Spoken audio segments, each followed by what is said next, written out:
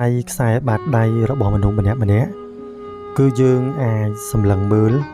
ទៅលើខ្សែជីវិតជាចម្បងបើកាលណាខ្សែជីវិតរបស់មនុស្សមានសភាពមិនប្រក្រតីឬហៅថាមានខ្សែកោះខ្សែដៃដំណើរជីវិតរបស់បុគ្គលនោះតែងជួបបញ្ហាច្រើនជួបរឿងរ៉ាវច្រើន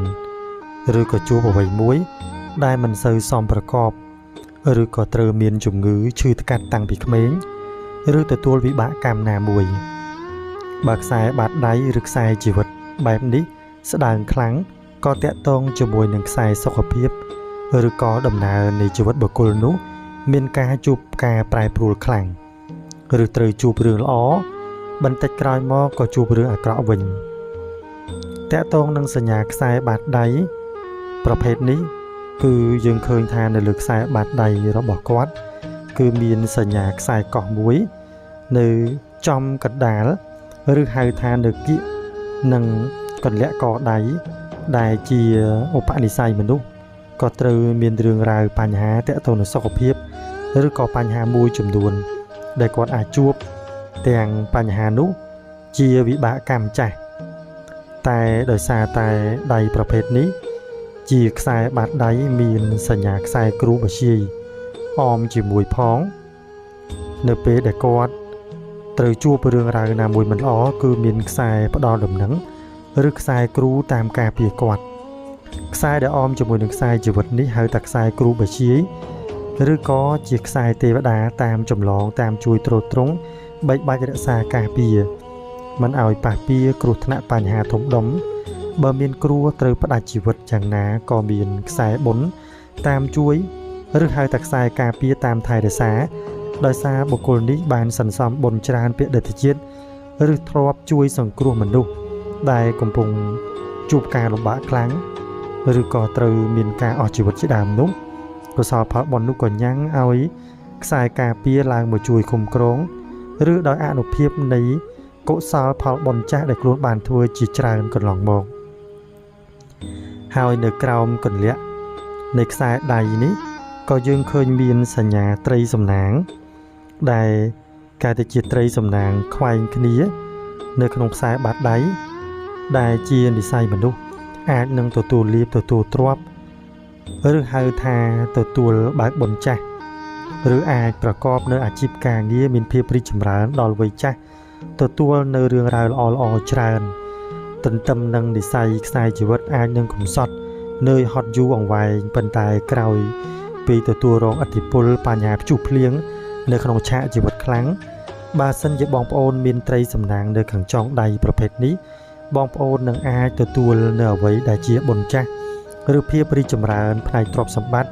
អាជីពការងារឬមានកូនចៅដែលគេនឹងមើលថែរក្សាយើងទ្រទ្រង់យើងឬជាសញ្ញានៃភាពរុងរឿងនៅពេលអាយុវ័យច្រើនឬក៏វ័យចាស់សម្រាប់ខ្សែបាតដៃនេះក៏យើងសង្កេតឃើញថាមានសញ្ញាស្លឹកពោនៅក្នុងបាតដៃដែលមិនទាន់ច្បាស់ប៉ុន្តែក៏ជាហេតុបញ្ជាអំពីដំណើរជីវិតរបស់បុគ្គលឬហៅថាជាសញ្ញាដែលបុគ្គលនេះបានសាងបុណ្យចាស់សន្សំមកច្រើនជាតិជានិស្ស័យមនុស្សដែលប្រាថ្នាក្នុងផ្លូវធម៌ប្រាថ្នានៅក្នុងផ្លូវបុណ្យផ្លូវកុសលជាមនុស្សបំពេញបារមីហើយនៅក្នុងខ្សែបាតដៃនោះទៀតសោតក៏មានសញ្ញាផ្កាឈូកដោះចេញមកពីកន្លាក់នៃចង្ហុកឬក៏កន្លាក់នៃមេដៃដែលជានិស្ស័យមនុស្សសាងបុណ្យចាស់ច្រើនភពច្រើនជាតិជាអ្នកសន្សំបារមីសន្សំនៅសេចក្តីល្អអំពើល្អច្រើនកាប់មកហើយនៅពេលដែលមានផ្កាឈូកឬដើមឈូកដោះឡើងមកបែបនេះបានន័យថាដំណើរជីវិតរបស់គាត់ក៏អាចនឹងរីកលូតលាស់ផុតពីការលំបាកនៅគ្រាណាមួយក្រោយពេលដែលគាត់ត្រូវជួបព្យុះភ្លៀងនិងបញ្ហាមួយចំនួនធំបងប្អូនអាចយកបាតដៃនេះជាឧទាហរណ៍ក្នុងការពិនិត្យបច្ច័យលើខ្សែបាតដៃរបស់ខ្លួនឯងថាតើមានភាពស្តៀងគ្នាឬមានខ្សែប្រភេទនេះដែរឬទេឥឡូវយើងមកមើលនៅលើខ្សែបុណ្យចាស់វិញដែលខ្សែបុណ្យចាស់គឺយើងមើលត្រឹមកន្លាក់នៃថ្លើមដៃឬក៏កន្លាក់នៃភពសក់នេះតែម្ដងដែលជាខ្សែនៃគេហៅថាបុណ្យចាស់ខ្សែបុណ្យចាស់គឺមានសភាពដោះត្រង់ឡើងទៅលើប្រភេទនេះជាខ្សែអត្ថិភាពមួយដែលមនុស្សសាងបុណ្យតិចច្រើន ទៅតាមនិស័យកម្មពាក្យដិតជាតិដែលខ្លួនបានធ្វើសន្សំអញ្ចឹងយើងឃើញថាដៃគាត់នេះការលំបាករៀងយូរដោយសារតែគាត់មានបុណ្យចាស់និងស្ដាងពេកហើយខ្លីៗបុណ្យដែលជឿត្រូវបំរុងនឹងជួយគាត់បានឬហៅថាបុណ្យដែលមានឥទ្ធិពលជួយគាត់បានលុះត្រាតែខ្សែបុណ្យនោះដោះវែងអមជាមួយនឹងខ្សែគ្រូបជាយបែបនេះទើបហៅថាឥទ្ធិពលបុណ្យនោះគឺជួយទ្រទ្រង់គាត់បានពេញ 100% តែបើខ្សែបាតដៃឬខ្សែបុណ្យរបស់គាត់ស្ដើងប្រភេទនេះគឺអ្វីដែលគាត់ជួបរឿងរ៉ាវខ្លះបុណ្យនោះក៏មិនអាចជួយទ្រទ្រង់គាត់បាន 100% ដែរគឺគ្រាន់តែជួយកាត់បញ្ហាកាត់នៅខ្សែរឿងរ៉ាវមួយចំនួនបានតិចតួចប៉ុណ្ណោះដែលខ្សែបញ្ហាគឺមានសភាពដោះបែបនេះក្រាស់ស្ដើងទៅតាមនិស័យកម្មរបស់មនុស្សដែលបានធ្វើពេលខ្លះក៏មានខ្សែកម្មដោះកាត់ខ្សែបុណ្យពេលខ្លះក៏មានខ្សែបុណ្យវែងដោះកាត់ខ្សែកម្មវាជារឿងរ៉ាវធម្មតាទេដែលមនុស្សម្នាក់មានបុណ្យលាយជាមួយនឹងបាបប៉ុន្តែយ៉ាងណាមិញគឺបុគ្គលទាំងឡាយត្រូវតែមានការសាងបុណ្យផងនិងបាបផងលាយឡំគ្នាគ្រាន់តែបុគ្គលខ្លះកាន់យកនៅកុសលជាធំគឺមានបុណ្យទ្រទ្រង់ជួយការពារដំណោះស្រាយរឿងរ៉ាវបញ្ហាខ្លះក៏នឹងចូលមកកាន់ជីវិតរបស់ខ្លួនដោយអនុភាពនៃបុណ្យនោះញ៉ាំងឲ្យពេលវេលាឬក៏ដំណើរជីវិតបានប្រព្រឹត្តទៅដោយជួបការលំបាកខ្លីតែជួបការសុខសាន្តត្រានលឿនឬក៏យូរទៅតាមនិស័យឬក៏បុណ្យនិងបាបរបស់ខ្លួនដែរហើយយើងមកសម្លឹងមើលខ្សែខួរក្បាលដែលជាខ្សែដោះនៅផ្នែកកណ្ដាលជាខ្សែមនុស្សដែលមាននិស័យក្នុងការប្រកបនូវកិច្ចការងារការប្រឹងប្រែងខ្នះខ្នែងបញ្ញាក្នុងការគិតហើយដៃគាត់មានខ្សែត្រីកោណឬខ្សែថង់លុយផ្ទះបុណ្យបែបនេះគឺបញ្ជាអំពីនិស័យមនុស្សដែលព្យាយាមក្នុងការរលុយរកកាក់រកទ្រព្យសម្បត្តិទុកដាក់សន្សំគឺប្រើបញ្ញាក្នុងការគិតដោះស្រាយបញ្ហាឬមុខអាជីពការងារខ្សែបាតដៃប្រភេទនេះយើងសង្កេតឃើញថាខ្សែថង់លុយរបស់គាត់ដែលអមឬក៏ហៅថាខ្សែរួមគ្នាបញ្ចូលជាមួយនឹងខ្សែខួរក្បាលនិងខ្សែជីវិតនេះគេហៅថាថង់លុយប៉ុន្តែសភាពនៃថង់លុយរបស់គាត់យើងឃើញថាមានតែពាក់កណ្ដាលទេដោះអមជាមួយនឹងខ្សែវាសនាបែបនេះដែលធ្វើឲ្យលុយកាក់ទ្រព្យដែលគាត់បានពីអាជីពការងារដែលគាត់ធ្វើទៅគឺរកបានមកអត់សូវសល់ហើយក៏មិនសូវបានធូរធារសមប្រកបដូចគេច្រើនតែជួបភាពរាំងស្ទះភាពលំបាកការរងទុក្ខវេទនាច្រើនឬហៅថាលុយកាក់ដែលទ្រព្យបានមកហើយក៏ត្រូវចិញ្ចាយចំណាយទៅវិញច្រើនគឺទុកលុយកាក់មិនសូវជាសល់ទេបើយើងមកមើលលើខ្សែចិត្តរបស់គាត់វិញឃើញថាជាប្រភេទនៃមនុស្សដែលមានចិត្តទូលាយចិត្តល្អជួយខ្នះខ្នែងជួយយកអាសាអ្នកដទៃណាស់ហើយខ្សែចិត្តរបស់គាត់ក៏មានការបែកប្រែកជា2បែកប្រែកជា3មានន័យថាមនុស្សនេះគឺជាមនុស្សមានមនោសញ្ចេតនាក្នុងការ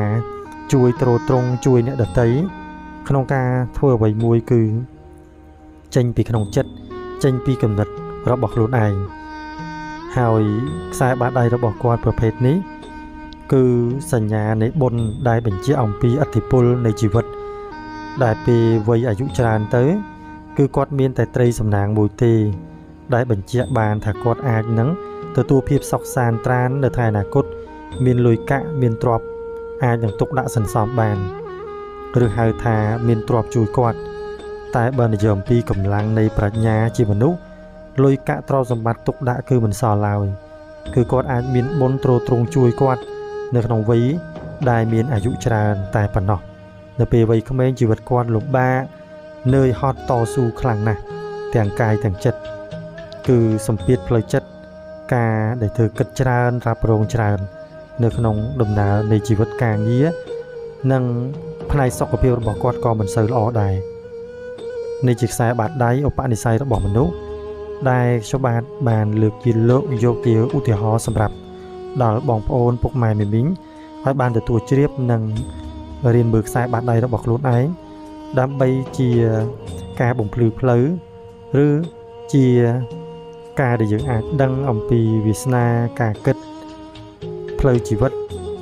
ឬរឿងរ៉ាវខ្លះដែលយើងអាចជួបសម្រាប់បងប្អូនដែលចង់មើលខ្សែបាតដៃអំពីឆាកជីវិតវាសនាអនាគតការងារអាជីពរឿងស្នេហា បញ្ហាទាំងទុយធំអាចឆាតចូលពេករបស់ខ្ញុំបាទផ្ទាល់តែម្ដងគឺមានឈ្មោះថាមើលខ្សែបាតដៃទូអង្គបារមីមហានគរដែលខ្ញុំបាទអាប់ឡូតជារៀងរាល់ថ្ងៃនិងទទួលមើលខ្សែបាតដៃសម្រាប់ការមើលខ្សែបាតដៃបងប្អូនត្រូវថតបាតដៃរបៀបនេះលាបាតដៃទាំងឆ្វេងស្ដាំសងខាងសម្រាប់ការមើលខ្សែបាតដៃគឺបច្ច័យគឺបងប្អូនអាចជូនទៅតាមសទ្ធារបស់បងប្អូនហើយសម្រាប់ការមើលខ្សែបាតដៃគឺយើងមើលតាមរយៈ voice សំឡេងឬតាម chat Telegram ក៏បានឬតាមរយៈគេហៅថា chat Facebook page Messenger ដែលយើងអាចឆ្លើយឆ្លងក្នុងការមើលខ្សែបាតដៃនោះបានដូចគ្នាឲ្យទៅបងប្អូនថតបាតដៃឲ្យច្បាស់គឺខ្ញុំបាទនឹងមើលជូនហើយសម្រាប់បងប្អូនដែលចង់តាក់ទងតាមលេខ Telegram គឺ077 54 93 54នេះជាលេខ Telegram សម្រាប់មើលខ្សែបាតដៃឬអាចឆាតចូលបានខ្ញុំបាទទទួលមើលខ្សែបាតដៃជារៀងរាល់ថ្ងៃអរគុណសម្រាប់ការតាមដាននៅក្នុងវីដេអូនេះ